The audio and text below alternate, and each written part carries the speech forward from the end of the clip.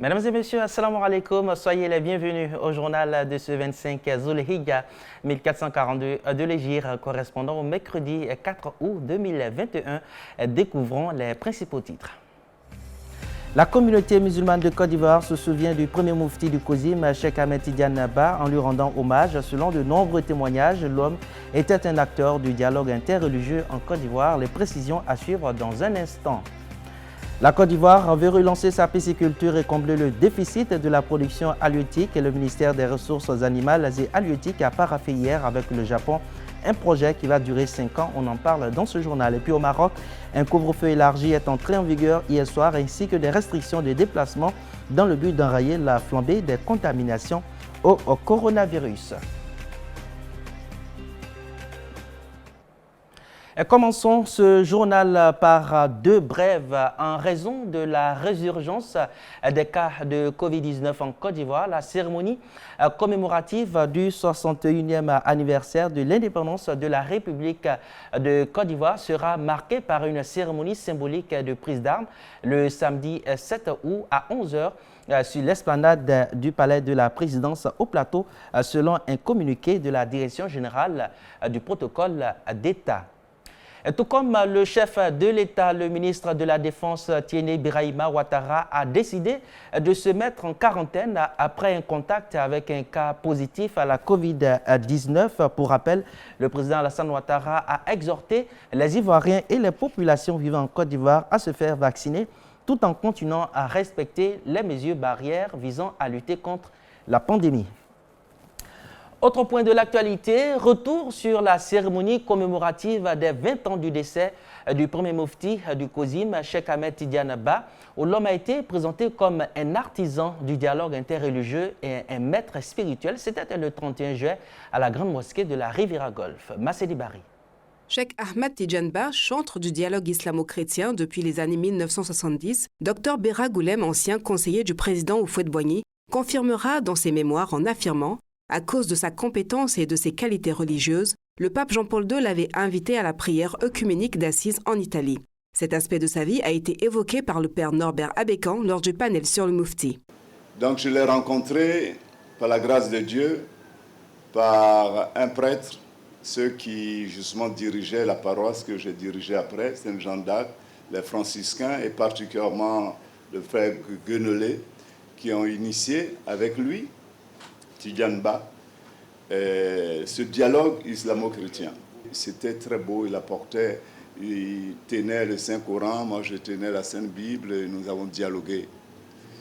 Avec lui, j'ai pu apprendre à mieux connaître l'islam. Par ailleurs, Marie Guyon dira dans son ouvrage « Islam, histoire et modernité en Côte d'Ivoire », Tidiane Ba fut l'homme de la synthèse entre l'islam soufi ouest-africain et un islam enseigné par le monde musulman et par suite le précurseur du réformisme consensuel à l'ivoirienne.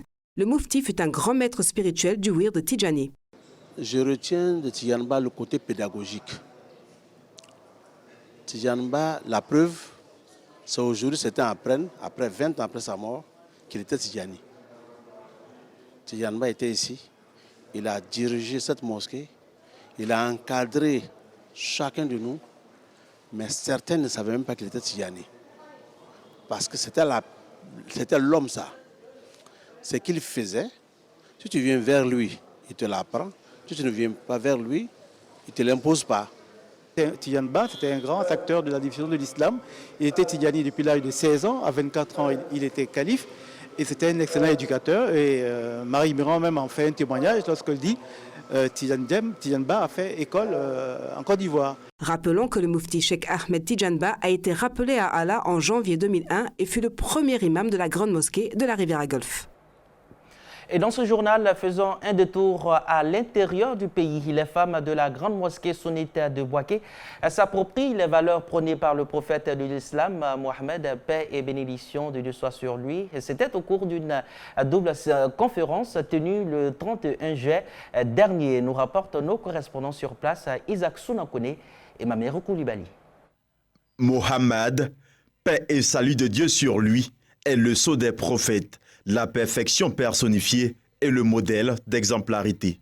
Durant toute sa vie, il a incarné des valeurs. Ces valeurs ont été rappelées au cours de cette assise féminine des femmes de la grande mosquée sunnite de Bouaké. Une double conférence pour inviter celle-ci à se les approprier. Aucun musulman ne doit être incapable d'accomplir ses devoirs religieux. Les prophètes d'Allah, les compagnons du prophète et nos pieux prédécesseurs ont tout donné pour la religion. Leur physique, leurs biens et leur langue. La religion est grande chose et tout le monde y a sa place.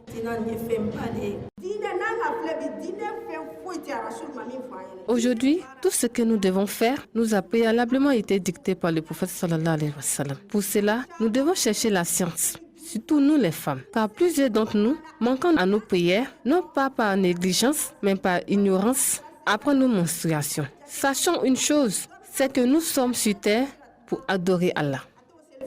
Œuvrer dans le sentier d'Allah est un devoir pour tous. C'est le thème central de cette conférence publique strictement réservée aux femmes, organisée par les femmes de la grande mosquée sunnite de Bouaké. Rencontre à laquelle ont pris part plusieurs associations sœurs telles que Nouroula et le CFMC.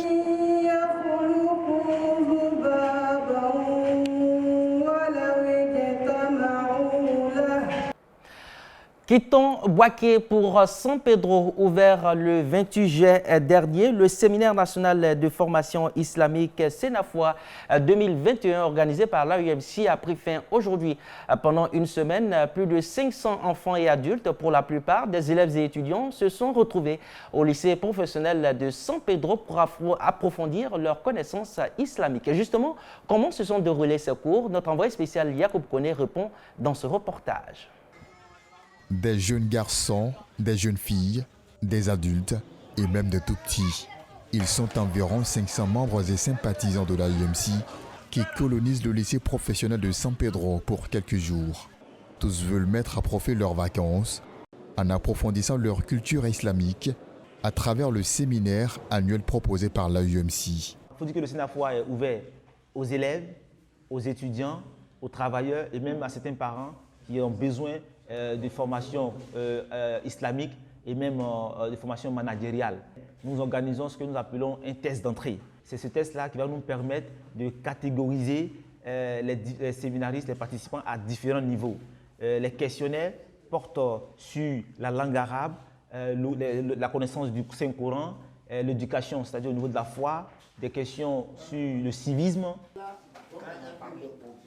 Pendant tout ce temps-là, en réalité, comme c'est mémorisé, comme c'est répétitif, ça te permet de déstresser. C'est bon? Chaque jour de 6h à 13h et de 16h à 18h, des cours leur sont dispensés dans des salles de classe. Pour certains qui n'ont jamais vu, qui n'ont jamais appris à lire en arabe, à déchiffrer, nous leur offrons une canne pour permettre d'apprendre l'alphabet arabe. Certains qui ont déjà l'alphabet, on leur apprend à déchiffrer la lecture du Coran et certains vont au niveau perfection, c'est-à-dire pour lire avec les tajwid, pour respecter les règles de lecture du Coran. Il y a également des cours sur l'adoration en elle-même, c'est-à-dire les piliers de l'islam, la prière, le jeûne. Il y a également des modules sur le civisme. Voilà, le civisme pour apprendre à nos enfants, nos élèves, le respect de l'autorité, le respect de la hiérarchie, le respect de l'environnement.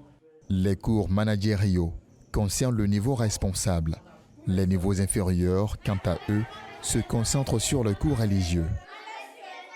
Aujourd'hui, on a vu les 5 prières journalières qui sont la prière de 5 heures qu'on appelle Fajr, la prière de 13 heures qu'on appelle Zuhr, la prière de 16 heures qu'on appelle Asr, la prière de 18 heures qu'on appelle Maghrib et la prière de 19 heures qu'on appelle Isha. Il faut reconnaître que les enfants, ils avaient déjà une connaissance concernant l'islam, mais ces connaissances n'étaient pas approfondies. Ce sont des dires qu'on attend partout en ville.